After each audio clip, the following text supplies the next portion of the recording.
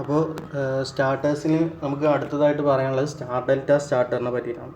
അപ്പോൾ star delta starter എന്ന് പറഞ്ഞാൽ സ്റ്റേറ്ററും റോട്ടറും നോർമലായിട്ട് തന്നെയാണ്. പക്ഷേ സ്റ്റേറ്ററിലുള്ള വൈൻഡിങ്ങിൻ്റെ അറേഞ്ച്മെൻറ്റിൽ ഒരു ചെറിയ വ്യത്യാസം വരുത്തും. അതായത് സാധാരണയായിട്ട് ഉപയോഗിക്കുന്ന സ്റ്റേറ്റർ വൈൻഡിങ് സ്റ്റാർട്ട് ചെയ്യുന്ന സമയത്ത് ഒരു രീതിയിലും അത് വർക്ക് ചെയ്തുകൊണ്ടിരിക്കുമ്പോൾ, അതായത് റൺ ചെയ്തുകൊണ്ടിരിക്കുന്ന സമയത്ത് മറ്റൊരു രീതിയിലേക്കും ടാപ്പിംഗ് ഇടും. അതായത് സ്റ്റാറിലേക്കും ഡെൽറ്റയിലേക്കും ടാപ്പ് ചെയ്ത് മാറ്റുമെന്നാണ് ഉദ്ദേശിക്കുന്നത്. അപ്പോൾ അതിനനുസരിച്ച് ഒരു ടാപ്പിംഗ് ടി പി സ്വിച്ച് ഉണ്ടാക്കും. അതായത് ട്രിപ്പിൾ പോൾ DP സ്വിച്ച് ആയിരിക്കും ഉണ്ടാവുക. ഈ സ്വിച്ച് ഉപയോഗിച്ചിട്ടാണ് എന്ത് ചെയ്യുക, ടാപ്പിംഗ് ചേഞ്ച് ചെയ്യുന്നത്. ഇനീഷ്യലി ആദ്യം സ്റ്റാർട്ട് ചെയ്യാനായിട്ട് ഇത് സ്റ്റാർ എന്നുള്ള കണക്ഷൻ സെറ്റപ്പിലായിരിക്കും എന്ത് ചെയ്യുക, ഇൻഡക്ഷൻ മോട്ടോറിൻ്റെ സ്റ്റേറ്റർ കണക്ട് ചെയ്തുണ്ടാക്കുക. അപ്പോൾ സ്റ്റാർ കണക്ഷൻ അയക്കുന്ന സമയത്ത് നമുക്ക് വരുന്ന കറണ്ടിൻ്റെ, അതായത് ഇനീഷ്യലായിട്ട് വരുന്ന ലാർജ് എമൗണ്ട് ഓഫ് കറണ്ടിൻ്റെ 1/3%, മീൻസ് 1/3 മാത്രമായിരിക്കും. 1/3% അല്ല, 1/3, അതായത് 1/3 ഭാഗം മാത്രമായിരിക്കും എന്ത് ചെയ്യുക, സാധാരണ സ്റ്റേറ്റർ വൈൻഡിങ്ങിന് കിട്ടാറുള്ളത്. അപ്പോൾ നമ്മൾ 5 മടങ്ങ് 8 മടങ്ങ് ആണ് റഷപ്പ് ചെയ്യുന്ന ഇനീഷ്യൽ കറണ്ടെങ്കിൽ അതിൻ്റെ ഒരു 1/3 ഭാഗം മാത്രമായിരിക്കും ആദ്യമായിട്ട് വരുന്നത്. അപ്പോൾ സ്റ്റാർ കണക്ഷനിലാണ് ഇത് സ്റ്റാർട്ടിങ്ങിൻ്റെ സമയത്ത് സ്റ്റേറ്റർ വൈൻഡിങ് കണക്ഷൻ സെറ്റപ്പ് ചെയ്തിട്ടുണ്ടാവുക. സ്റ്റാർ കണക്ഷനിൽ സ്റ്റാർട്ട് ചെയ്തിട്ടുള്ള സ്റ്റേറ്റർ വൈൻഡിങ് എന്ത് ചെയ്യും, പിന്നെ മോട്ടോർ പതുക്കെ സ്പീഡ് ബിൽഡപ്പ് ചെയ്ത് വരുന്ന, അല്ലെങ്കിൽ സ്പീഡ് ബിൽഡപ്പ് ചെയ്തു ടോർക്ക് ബിൽഡപ്പ് ചെയ്ത് സ്പീഡ് ബിൽഡപ്പ് ചെയ്ത് വരുമ്പോൾ ഏകദേശം റേറ്റഡ് സ്പീഡിലേക്ക് എത്തിക്കഴിഞ്ഞാൽ അപ്പോൾ നമ്മൾ എന്ത് ചെയ്യും, സ്റ്റാർ കണക്ഷനിൽ നിന്ന് നമ്മൾ DP സ്വിച്ച് ഉപയോഗിച്ചിട്ട് എന്ത് ചെയ്യും, ഡെൽറ്റ കണക്ഷനിലേക്ക് മാറ്റിയിടും. അതായത് സ്റ്റാർട്ട് റൺ എന്നുള്ള സെറ്റപ്പാണത്. സ്റ്റാർ എന്നുള്ളത് സ്റ്റാർട്ട് പൊസിഷനിലും ഡെൽറ്റ എന്നുള്ളത് റൺ പൊസിഷനിലും ആയിരിക്കും വരുന്നത്. അപ്പോൾ ഡെൽറ്റ എന്നുള്ളത് റൺ പൊസിഷനിൽ വരുന്നതോടുകൂടി തന്നെ ഇൻഡക്ഷൻ മോട്ടോർ നോർമലായിട്ട് വർക്ക് ചെയ്യാനായിട്ട് തുടങ്ങും. അപ്പോൾ ഇതാണ് സ്റ്റാർ ഡെൽറ്റ സ്റ്റാർട്ടറിൻ്റെ വർക്കിംഗ് എന്നുള്ളത്.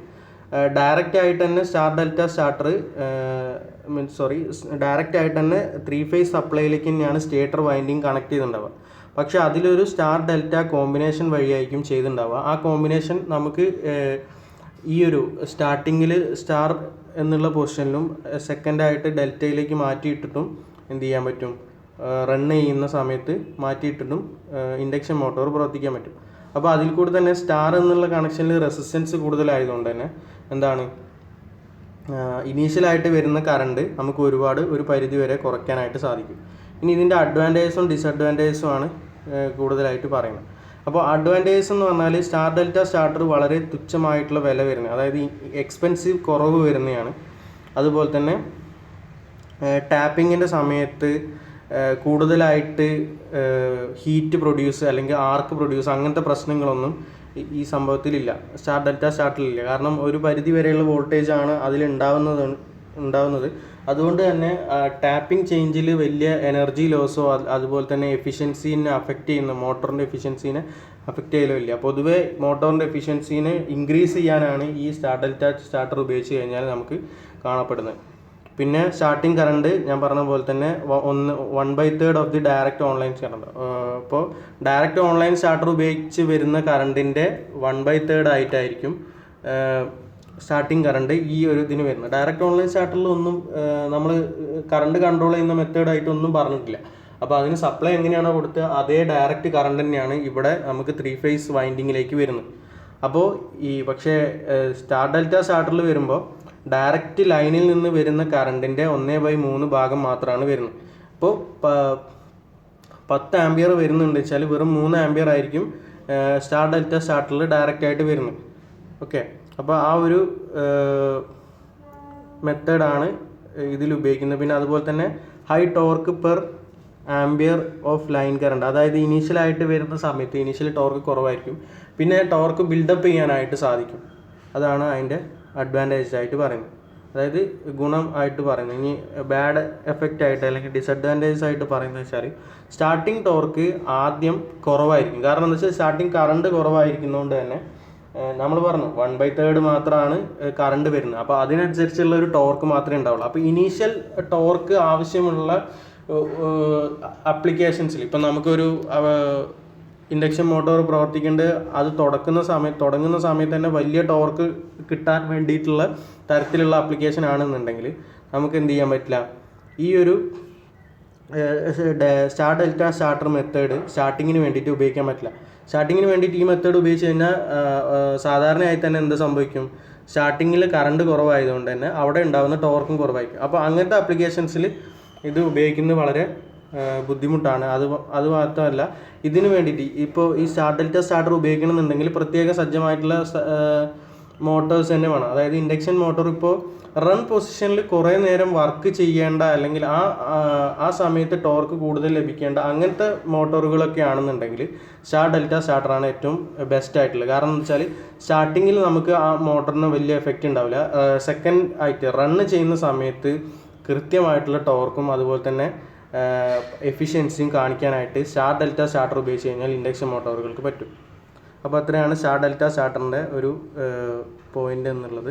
ഇനി അടുത്തത് പറയുന്നത് ഓട്ടോ ട്രാൻസ്ഫോമർ സ്റ്റാർട്ടറാണ്.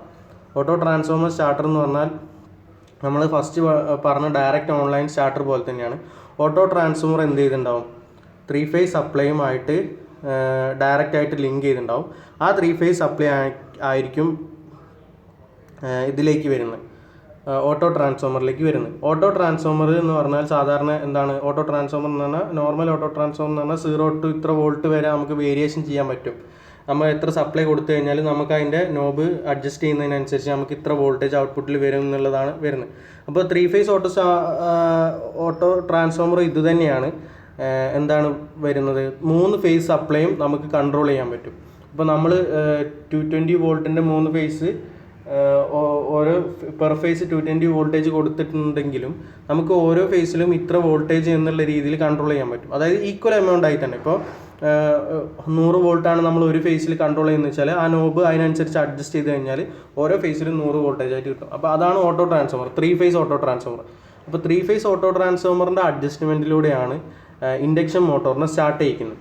അപ്പോൾ ഇതിൽ ഓട്ടോ ട്രാൻസ്ഫോമർ നമുക്ക് വേണമെങ്കിൽ സ്റ്റാർ ഡെൽറ്റ കണക്ഷൻ, അതായത് ഇൻഡക്ഷൻ മോട്ടോറിൻ്റെ സ്റ്റേറ്റർ വൈൻഡിങ് സ്റ്റാർ ആയാലും ഡെൽറ്റ ആയാലും നമുക്ക് ഈ ഒരു മെത്തേഡ് യൂസ് ചെയ്യാൻ പറ്റുമെന്നാണ് ഉദ്ദേശിക്കുന്നത്. അപ്പോൾ ഇനീഷ്യലി ഇത് ഇങ്ങനെയാണ് പ്രവർത്തിക്കുന്നത്. 3 ഫേസ് സപ്ലൈ ഡയറക്റ്റ് ആയിട്ട് ഓട്ടോ ട്രാൻസ്ഫോമറിൽ കൊടുത്തിട്ടുണ്ടായിരിക്കും. ഓട്ടോ ട്രാൻസ്ഫോമർ 0 to അതിൻ്റെ മാക്സിമം വാല്യൂ ആയിരിക്കും. പക്ഷേ നമ്മളവിടെ പറയുന്നത് സ്റ്റാർട്ട് ടു റൺ എന്നുള്ള ഒരു സെറ്റപ്പിലാണ് പറയുക. അതായത് സ്റ്റാർട്ട് എന്ന് പറയുമ്പോൾ ഇനീഷ്യൽ വോൾട്ടേജ് പതുക്കെ ചെറിയ വോൾട്ടേജ് ആയിരിക്കും. അത് പിന്നെ നമ്മൾ പതുക്കെ ഗ്രാജുവലി ഇൻക്രീസ് ചെയ്ത് കൊണ്ടുവരിക എന്ന് പറയുമ്പോൾ പതുക്കെ ഇൻഡക്ഷൻ മോട്ടോർ സ്പീഡ് ഗെയിൻ ചെയ്ത് വരുന്നതിനനുസരിച്ച് നമ്മൾ അപ്ലൈ ചെയ്യുന്ന വോൾട്ടേജും ഇൻക്രീസ് ചെയ്ത് കൊണ്ടുവരും.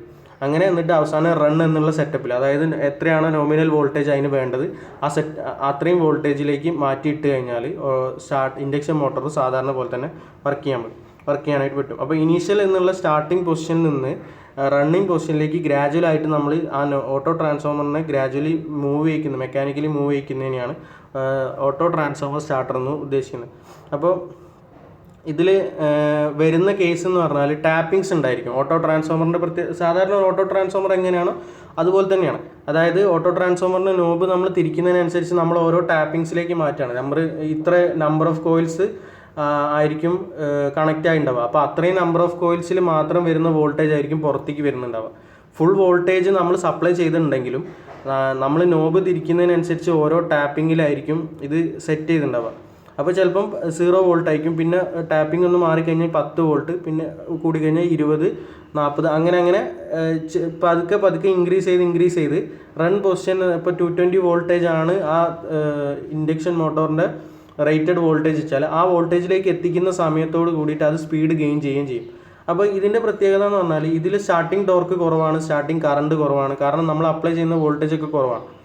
അപ്പോൾ റണ്ണിങ്ങിൽ ബെസ്റ്റ് പെർഫോമൻസ് കിട്ടുന്ന രീതിയിലായിരിക്കും എപ്പോഴും ഇങ്ങനത്തെ മോട്ടോറുകൾ വർക്ക് ചെയ്യുന്നുണ്ടാവുക. അപ്പോൾ ഓട്ടോ ട്രാൻസ്ഫോമർ സ്റ്റാർട്ടേഴ്സ് അങ്ങനത്തെ മോട്ടോഴ്സിന് വേണ്ടിയിട്ട് ഉപയോഗിക്കുന്നതാണ്.